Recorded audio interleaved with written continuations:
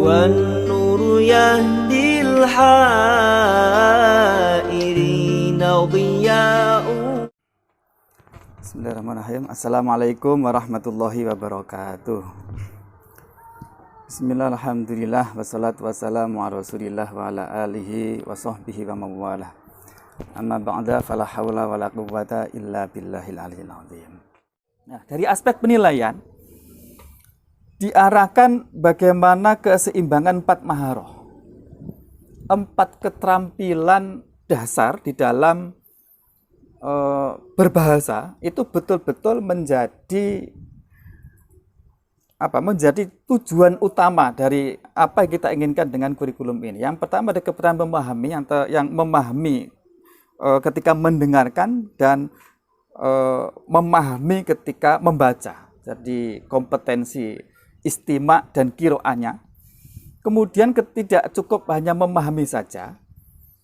Kalau istima dan kiroahnya mungkin contohnya kayak saya ini, insya Allah lah kalau istima kiroah saya bisa juga sedikit-sedikit baca kitab kuring. Tapi kalau suruh memproduk, suruh ngomong, lah ini angkat tangan saya. Nah, kelemahan ini nanti ke depannya bisa dioptimalkan, ditangani melalui genre ini, yaitu bagaimana penilaian juga nanti difokuskan pada bagaimana memproduksi atau merespon bahasa dengan cara kitabah, menulis, dan takalum, berbicara. Nah, semuanya penilaian akan diorientasikan, akan diterapkan untuk mencapai higher order thinking skill. Inilah kenapa Bapak Ibu sekalian, tahun 2018 ingat saya, bahasa Arab itu dikeluarkan dari UMBN. Ia dikeluarkan kemudian tidak lagi diujikan secara nasional, tapi diserahkan kepada madrasah melalui melalui USBN. Pertimbangannya ini, karena ternyata ujian yang dengan komputer itu tidak pernah bisa mengukur ketercapaian peserta didik kita dalam terampil untuk mendengar, membaca, menulis, dan berbicara. Nah, diharapkan ke depan penilaian dalam pembelajaran bahasa Arab ini betul-betul fokus pada keterampilannya ini. Jadi bukan pada kognisi pada pengetahuannya, tapi keterampilan ini. Itu salah satu alasan kenapa bahasa Arab dulu menjadi USBN, bukan menjadi UMBN. Nah, itu semuanya sekali lagi akan sangat menarik, sangat bermakna apabila semua diorientasikan untuk hot.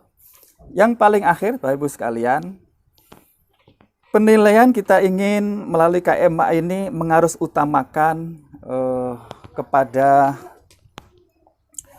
apa yang disebut dengan assessment as learning dan assessment for learning.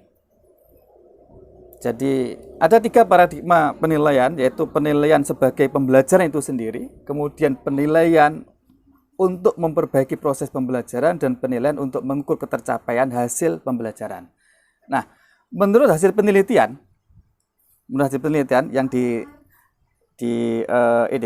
ini sebuah penelitian dilakukan oleh, saya lupa, kalau nggak salah ini di Australia, terhadap variabel apa sih sebetulnya yang dapat meningkatkan hasil belajar.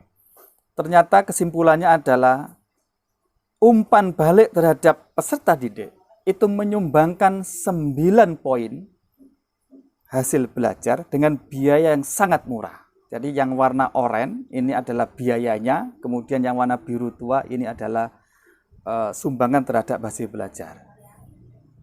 Yang kedua, baru kemudian pembelajaran yang metakognitif. Kita bandingkan coba. Pembelajaran dengan mengurangi jumlah peserta didik dalam satu kelas kurang dari 20 orang, itu ternyata hanya menyumbang 3 poin hasil belajar dengan biaya yang sangat mahal, yaitu 5 poin. Ini artinya apa? Artinya bahwa penilaian hasil belajar yang fokus kepada feedback kepada anak-anak kita itu ternyata sangat menunjang di dalam hasil belajar anak-anak kita.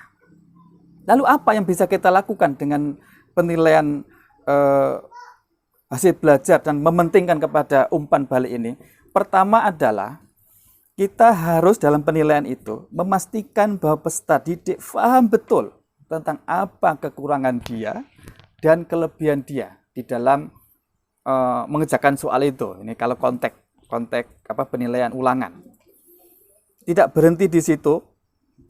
Kalau memastikan paham ini mungkin hanya ngoreksi kemudian diberikan selesai. Tapi tidak berhenti di situ. Anak perlu diberikan pemahaman apa yang harus diperbaiki dalam dirinya itu untuk meningkatkan atau memperbaiki kekurangannya dan memanfaatkan kelebihannya. Kemudian anak kita dampingi untuk menyadari apa yang harus dilakukan dan bagaimana melakukannya. 3 hal ini kita pastikan anak itu betul-betul paham ketika setiap penilaian. Dan kemudian kita kontrol sehari-hari bagaimana pelaksanaannya di lapangan. Apakah dia sudah cukup bersedia melakukan apa-apa yang mesti harus dilakukannya untuk memperbaiki dirinya. Guru apabila dengan telaten, dengan sabar melakukan 4 hal ini, inilah menurut penelitian ini akan meningkatkan sangat signifikan untuk meningkatkan hasil belajar anak-anak itu.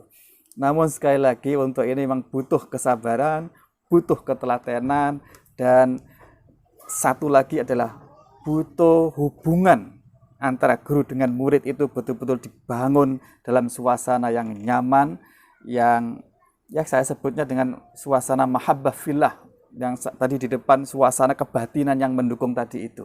Itu memungkinkan memungkinkan kita melakukan ini kalau hubungan guru murid dibangun dalam suasana kebatinan yang baik itu. تلقى من الغيب